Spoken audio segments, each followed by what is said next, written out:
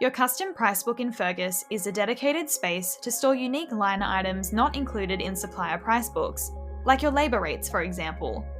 Adding these items ensures they're readily available when quoting, invoicing, or adding costs to jobs, saving you time and avoiding manual entry.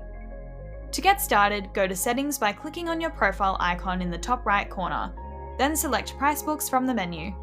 In the centre of the page, click Edit Custom Price Book. This opens your custom price book where you can edit existing items or add new ones.